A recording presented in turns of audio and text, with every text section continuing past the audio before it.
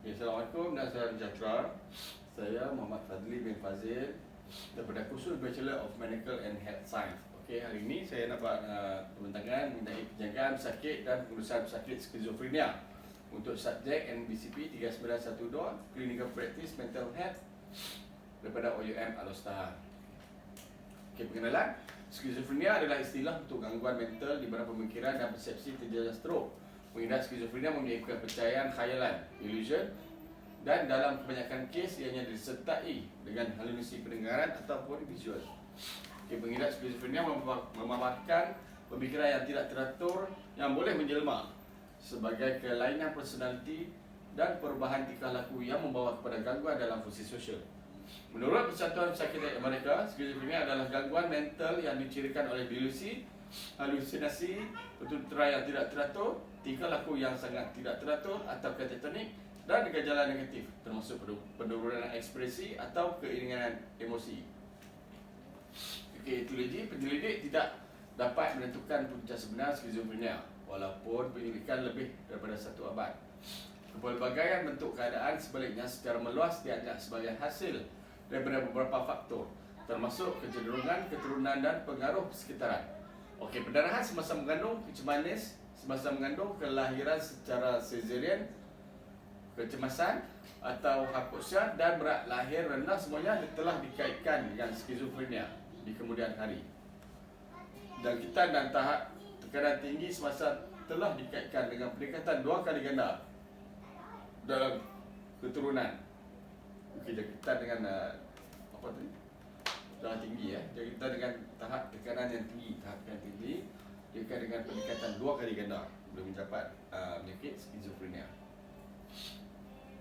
Okay, faktor tekanan dan sosial terutamanya pada orang yang terdedah kepada skizofrenia juga boleh memainkan peranan dalam permulaan penyakit.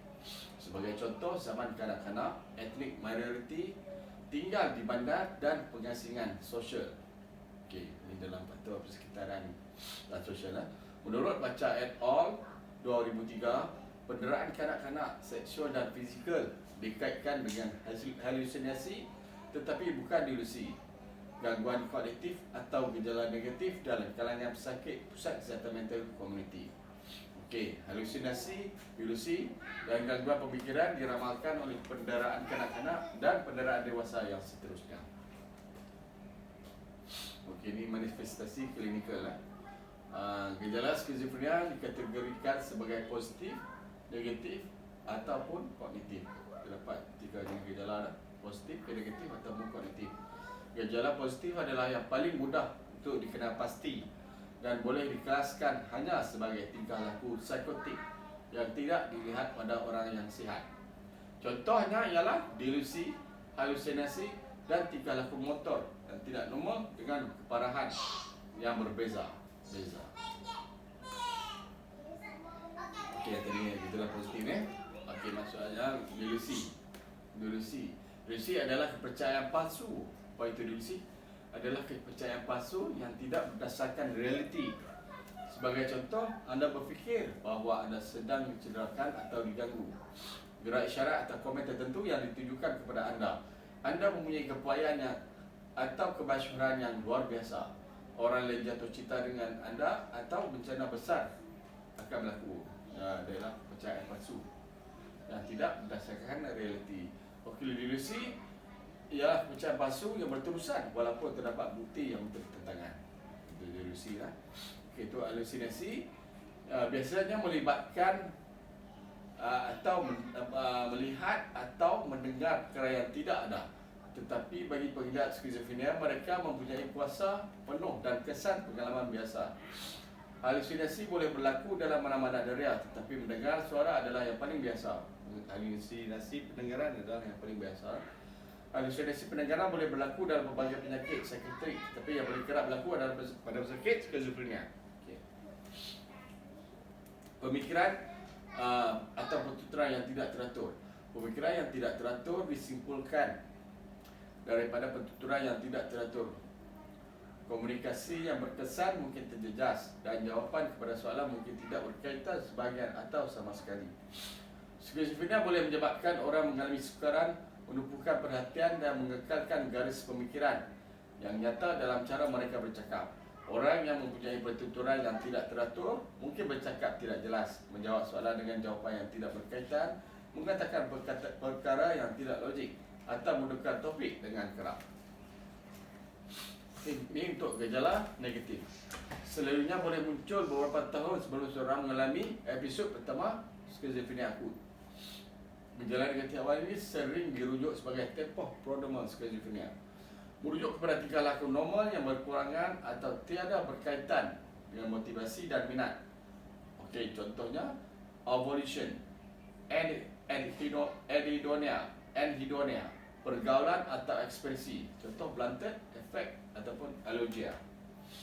Okey, gejala negatif adalah komponen teras skizofrenia dan menerangkan kebanyakan mobiliti jangka panjang dan hasil fungsi yang lemah pada pesakit dengan gangguan validasi et al. 2018. Okey, untuk gejala kognitif adalah termasuk defisit dalam ingatan semantik dan eksplisit serta defisit dalam perhatian, ingatan kerja dan fungsi eksekutif. Keturunan gejala ini sangat meramalkan prognosis jangka panjang pesakit, lebih meramalkan gejala positif. Contohnya ialah contoh gejala kognitif ialah pemikiran yang tidak teratur, lambat berfikir, kesukaran memahami, kepekatan yang lemah, ingatan buruk, kesukaran meluahkan fikiran, kesukaran mengintegrasikan pemikiran, perasaan dan tingkah laku. Okey. Okey, untuk pembentangan kes, data demografik kita bagi pesakit ni sebagai CA. Okey, itu RNA SP00220406, jantina lelaki umur 28 tahun, bangsa Melayu, agama Islam, status perkahwinan masih bujang, pekerjaan perdagangan sendiri, menjual buah dan menolong ayahnya lah. Okey, berat badan 70 kg. Okey, alamat nombor 85, lorong Delima 1/6, Taman Delima Fasa 2, 08000, Sungai Petani, Kedah. Okey, dia masuk wad C1, wad psikiatrik lelaki. Tarikh masuk wad 6 hari bulan 2 2022. Dia punya ambulasi boleh berdikari ya.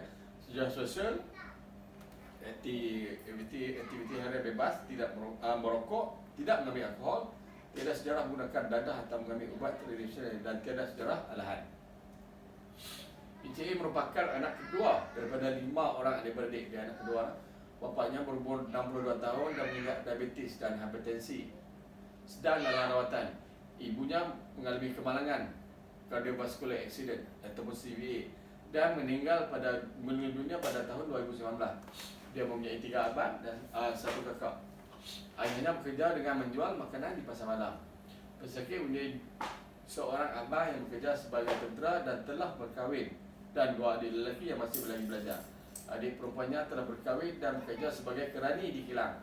Semua adik-beradik tidak mempunyai sejarah sakit perubatan atau pemudahan dan tiada sejarah penyakit mental dalam keluarga. Okey, sejarah kesihatan am dan mental. Okey, sejarah pesakit. A memberitahu bahawa dia sudah lama mendengar suara. Suara tersebut meminta dia memecahkan barang rumah dan mendakwa suara-suara itu memintanya untuk mencederakan kakaknya dengan meletaknya di pintu bilik tidur. Okey, sejarah keluarga. Sejarah telah diberikan oleh bapa pesakit iaitu Encik Mansur. Encik Mansur kata anak dia tidak mempunyai corak tidur yang lemah pada waktu malam dan ketidakpatuhan dalam mengambil ubat. Dia ambil ubat pun tak berapa elok lah, no? Kadang ambil, kadang tak ambil, dan malam pun dia sukar untuk tidur. Latar belakang sosioekonomi, Encik A tinggal di rumah teres yang terdiri daripada 3 bilik dan 3 bilik tidur dan 1 bilik air. Tinggal bersama ayah dan adik perempuannya. Pernah membantu bapanya di gerai makan. Tidak mempunyai pekerjaan yang tetap, tak kerja tetap, dan kebanyakan ditanggung oleh ayahnya lah. Tiada krisis dalam hubungan kekeluargaan. Memang dia rapat lah adik-adik. Tak ada krisis apa sebelum ni. Okay. Next. Sejarah kesihatan mental dalam keluarga. Okey, tiada sejarah penyakit mental dalam semua ahli keluarga. Okey, sejarah peribadi dilahirkan cukup bulan pada 2 April 1994 di hospital melalui persalinan secara spontan (SVD) tanpa sebarang komplikasi selepas bersalin. Tahap pertumbuhan adalah normal seperti bayi biasa, tidak tercak kekal dan mental retardation dikesan. Jenjang pendidikan mula bersekolah pada usia 6 tahun itu taskar dan menyambung pelajaran sehingga tingkatan 3. Dari sekolah tingkatan 3 je. Berhenti sekolah kerana tak berminat untuk belajar. Namun dia boleh menulis dan membaca. Pengalaman kerja, pernah bekerja sebagai operator di sebuah kilang selepas berhenti sekolah pada tahun 2010. Gaji bulanan sekitar 700. Selepas itu bekerja sebagai pembantu kedai dengan gaji bulanan 750. Meletak jawatan kerana berpendapatan rendah dan selepas itu membantu bapanya di kedai. Dia rasa gaji rendah, dia berhenti kerja lah selepas tu. Sejarah seksual, Encik A menolak sebarang aktiviti seksual. Sejarah perkahwinan, belum pernah berkahwin, bujang. Tabiatnya, seorang yang pendiam dan jarang bergaul dengan rakan dan jiran tetangga. Dia minat dalam aktiviti berkebun. Seorang perokok aktif sejak berusia 17 tahun. Sejarah perubatan dan pembedahan. Mengalami kemalangan kenderaan bermotor pada tahun 2011 dengan patah tulang paha di bahagian tengah sebelah kanan, mid shaft of femur. Pembedahan tulang femur kanan ILN dilakukan pada tahun 2011. Sejarah psikiatrik telah disahkan mengidap skizofrenia sejak 2017. Sejak tahun 2017 dapat penyakit ni lah. Kemunculan penyakit itu adalah pada pertengahan tahun 2017 pada usia 23 tahun. Encik dimasukkan ke wad pada 2018 dan dirawat dengan tablet risperidon 1 mg on night. Dos dinaikkan mengikut penyakitnya kepada 3 mg on night pada Ogos 2019. Meneruskan rawatan susulan di klinik psikiatrik Hospital Sultan Abdul Halim. Kemudian dia defaulted treatment pada Jun 2020. Okey, ini penilaian status mental ataupun mental status examination.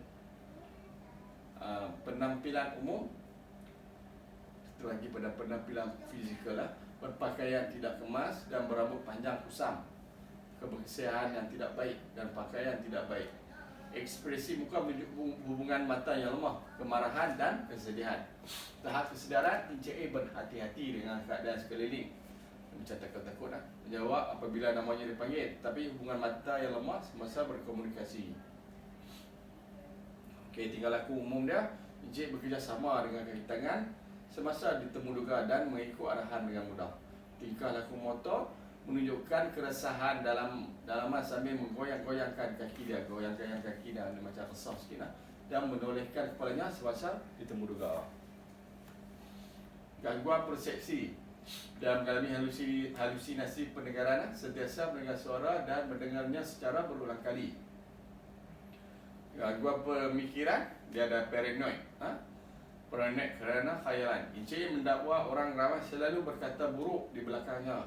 Dia ada paranoid kata orang selalu kata buruk belakangnya, padahal orang tak kata apa pun. Khayalan keagungan. Encik berkata dia boleh bercakap 4 bahasa dan juga berkata dia pelajar terbaik di sekolah itu. Emosi dia, mood euthymia, berkaitan dengan mood biasa di mana julat emosi tidak tertekan atau terlalu tinggi, mudah meragam.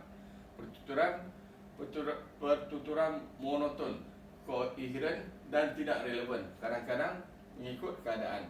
Encik bertutur dalam monoton, ada suara yang perlahan, dia cakap perlahan, koheren dan kadang-kadang tidak relevan dalam bercakap tentang Perdana Menteri kita. Kadang-kadang lama-lama bila sembah dia boleh jadi cakap yang tak relevan. Gangguan fisiologi, tidur Encik mengalami tidur yang kurang baik selama 1,5 bulan lalu. Tempoh tidur adalah 3-4 jam sehari. Yang ayah dia kata memang dia kurang tidur. Dia 3-4 jam semalam. Proses korektif orientasi adalah baik, dapat mengenai jururawat, doktor dan bapanya. Berorientasikan tempat dengan baik. Dia tahu tempat dekat mana, dekat hospital pun kita tanya, dia tahu. Ingatannya baik. Okey, contohnya ingatannya baik, segera. Encik dapat mengingati 5 item seperti lembu, buku, air, pensel dan api selepas 5 minit. Terbaru, Encik dapat memberitahu jenis hidangan dalam sarapan paginya. Dia tahu hidangan apa yang kita bagi masa waktu pagi lah, iaitu mi goreng dan secawan teh. Ingatan jauh, Encik dapat mengingati tarikh lahirnya sendiri, nombor kad pengenalan dan nama ahli keluarganya. Okey, tumpuan dia lemah sikit lah. Gagal menyelesaikan nombor siri seperti seperti siri 7 yang memerlukan tolak setiap nombor dengan nombor 7 sebanyak 7 kali. Contohnya 100 tolak 7 93, 93 tolak 7 86, 86 tolak 7 79 dan seterusnya. Dia gagal untuk menyelesaikan nombor seri itu lah. Okey. Penilaian adalah lemah. ECA gagal memberikan pertimbangan yang betul. Okey, soalan, apa yang anda akan lakukan jika anda melihat rumah terbakar? Jawapan ECA, saya akan lari. Dia tak telefon bomba ke tolong padam ke tak ada, dia lari je. Tanggapannya lemah. ECA mendawas penyanyian dia tidak perlu mengambil sebarang ubat. Oh, dia kata dia sihat lah. Pemerakan beliau sudah pulih sepenuhnya. Dia lemah lah tanggapannya. Pengetahuan baik. ECA punya pengetahuan yang baik. Soalan, adakah anda tahu siapa Perdana Menteri kita? Jawapan dia, ECA, ya saya tahu. Datuk Ismail Sabri, Perdana Menteri kita. Okey, ini perbincangan mengenai pengurusan pesakit semasa di dalam wad lah. Okey, kemasukan hari 1. Dan pada 6 bulan 2 2022 jam 1.30 tengah hari, ECA dimasukkan ke wad C pada pukul 1.30 tengah hari. Dia dirujuk dari Jabatan Kecemasan Hospital Sultan Abdul Halim, Besar, dengan borang 3 dan surat rujukan. Diiringi oleh penolong pegawai perubatan. Semasa ketibaan, ECA sedar sepenuhnya tetapi agresif dan tidak bekerjasama. Dilihat oleh pegawai perubatan, masa dia masuk wad tu dilihat oleh pegawai perubatan dan suntikan IM Midazolam 10 mg dan IM Haloperidol 5 mg stat diberikan untuk menenangkan ECA. Okey, hari kedua, berdasarkan hari kedua, pada 7 bulan 2 2022 melihat pesakit di sisi katil. ECA boleh bercakap dan tidak agresif. Dah okey sikit lah, dah reda sikit, dah tak agresif sikit lah. Bagi kita bagi ubat dah, bagi dia rehat. Suhu dah tak demam, tekanan darah 118/70 dan kadar nadi 88 bit per minit. Ujian air kencing untuk dadah telah diambil. Keputusan menunjukkan negatif. Pemeriksaan fizikal telah dilakukan, tiada kecacatan fizikal, kecederaan luar dan tiada sebarang kelainan dilihat semasa pemeriksaan. Pada jam 11 pagi selepas dilihat oleh pegawai perubatan, ECA telah diberikan tablet Risperidon 3 mg setiap hari. Daily lah 3 mg dan IM Haloperidol 10 mg PRN bila perlu lah. Okay. Kemasukan hari ketiga, menemuan pesakit di sisi katil, ECA dapat menjawab soalan, berorientasikan masa dan tempat, tidak menjawab kebanyakan soalan dan hubungan mata yang lemah. Boleh fokus tapi tidak sepenuhnya dan dapat bercakap dengan relevan. Okey, dia cakap benda relevan sikit lah untuk ayat 3 lah. Pemeriksaan status mental telah dilakukan. Dia tidak dapat berfikir dengan baik dan tidak pasti mengenai masa depannya. Ucapannya monoton, koheren dan tidak relevan. Mampu melakukan aktiviti daily living secara berdikari. Contohnya mandi, menukar pakaian dan menggosok gigi. Okey, kemasukan hari keempat, ECA telah dilihat oleh pakar dan dirujuk kepada jurupulih OT lah bagi aktiviti rekreasi. Semasa fasa penstabilan, matlamat rawatan adalah untuk memastikan bahawa kawalan simptom dapat dikekalkan dan pesakit dapat meningkatkan tahap fungsi dan kualiti hidupnya. Di samping pemantauan kesan buruk dari rawatan yang telah diberikan, ECA telah menyertai aktiviti occupational therapy seperti bermain carom, chess dan aktiviti berkebun. Okey, pada hari kelima, 10 bulan 2 2022 jam 10 pagi, ECA dilihat oleh pakar. Keadaan ECA bertambah baik. ECA dibenarkan untuk discharge dari wad dengan ubatan dan diberikan tempoh percubaan selama seminggu. ECA didischarge dengan Fluanzol antidepressant 20 mg untuk sebulan dan tablet Risperidon 3 mg on night. Seterusnya, tarikh untuk datang semula ke klinik psikiatri kisah telah diberikan pada 28 bulan Februari 2022 jam 10 pagi bagi rawatan susulan. Okey, pengenaan pastian diagnosis dan intervensi untuk pesakit. Diagnosis, gangguan corak tidur akibat halusinasi. Intervensi yang dilakukan, intervensi untuk ECA mengadu mengalami kesukaran untuk tidur. Intervensi yang sesuai telah dirancang untuk pesakit menggigit adalah utamanya. Okey, kita sediakan persekitaran yang kondusif dan terapeutik seperti persekitaran yang tenang. Hidupkan kipas untuk pengudaraan yang baik dan matikan lampu untuk menggalakkan pesakit tidur tanpa gangguan. Kita tutup lampu malam lah, tak bagi dia senang tidur lah. Okey, lepas tu tablet lorazepam 1 mg pada ON telah diberikan. Ia digunakan untuk merawat kebimbangan dan masalah tidur yang berkaitan dengan kebimbangan. Tak boleh nanam buat lalu sebab. Okey, dan yang keduanya ialah agresif fizikal yang berkaitan dengan halusinasi. Okey, intervensi untuk pesakit, membagi pengawal keselamatan dan kaitan awat bagi menenangkan Encik A dan melakukan pematian setiap 2 jam untuk mengelakkan pesakit dari mencederakan dirinya dan membahayakan kaki tangan awat. Okey, memberikan ubatan antipsikotik ataupun tranquilizer seperti yang diarahkan oleh doktor untuk menenangkan dan mengurangkan gejala. Contoh IM haloperidol 5 mg PRM. Tetapkan persekitaran yang selamat dengan mengeluarkan semua objek berbahaya dari sekitaran. Contohnya perabot, objek tajam dan sebagainya. Okey, untuk yang ketiga, diagnosis yang ketiga, defisit penjagaan diri, grooming, dressing dan hygiene berkaitan dengan proses penyakit. Intervensi untuk pesakit menilai kebolehan menjaga kebersihan diri agar dapat merancang tindakan yang sewajarnya bagi menangani masalah yang dihadapi oleh Encik A. Menyediakan jadual waktu untuk menjaga kebersihan diri sebagai aktiviti harian. Contoh, pada 7 pagi, pesakit mesti mandi dan gosok gigi bagi membiasakan pesakit dengan aktiviti rutin. Okey, memberikan pendidikan psiko tentang pentingnya kebersihan yang baik untuk memberi kesedaran tentang pentingnya kebersihan. Okey, 4, diagnosis dan potensi untuk relaks akibat kurangnya dorongan daripada keluarga semasa proses rawatan. Okey, intervensi yang dilakukan menilai penglibatan keluarga dalam rawatan pesakit dan terapi pemulihan untuk merancang pengurusan yang betul dan sesuai untuk menyokong pesakit. Berbincang dengan ahli keluarga tentang pentingnya ubatan kepada pesakit seperti nama, dos, kekerapan, kesan dan kesan sampingan jika tidak mengambil ubat, untuk memastikan pesakit mengambil ubat seperti yang diarahkan setiap hari untuk mengelakkan penyakit berulang.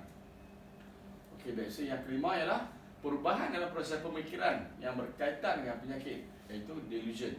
Intervensi yang dilakukan menjelaskan proses penyakit untuk pesakit untuk mengukuhkan dan memberi tumpuan kepada realiti. Galakkan pesakit menyertai aktiviti untuk bersosial seperti menggalakkan bercakap sesama pesakit diwat dan menggalakkan pesakit melibatkan diri dalam aktiviti berkumpulan seperti bermain karem dan juga berkebun. Okey, sekali kesimpulannya, skizofrenia adalah penyakit mental yang berbahaya di mana pesakit mempunyai persepsi yang menyimpang tentang realiti. Skizofrenia boleh termasuk halusinasi, khayalan dan pemikiran dan tingkah laku yang sangat tidak normal yang boleh menyukarkan untuk berfungsi setiap hari. Pesakit skizofrenia perlu dirawat seumur hidup. Pesakit skizofrenia harus dirawat seumur hidup lah. Nak makan ubat seumur hidup. Daripada kajian kes yang dilakukan, dapat disimpulkan bahawa Encik A mengalami skizofrenia yang berulang disebabkan beliau tidak mengambil ubat dan ingkar terhadap rawatan. Encik A telah dikesan menghidap skizofrenia pada tahun 2017, namun telah ingkar rawatan pada pertengahan Jun 2020. Kemasukan secara tidak sukarela, kemasukan pesakit melalui borang 3 lah, secara tidak sukarela. Okey, Encik A kelihatan stabil dan dibenarkan pula dan diberikan ubatan suntikan IM Fluazole 20 mg untuk sebulan dan juga tablet Risperidone 3 mg on night. Psikoterapi dan terapi cara kerja yang dilakukan turut bersama dalam membantu dalam penyembuhan penyakit skizofrenia yang dihidapi oleh Encik A. Okey, sekian, terima kasih.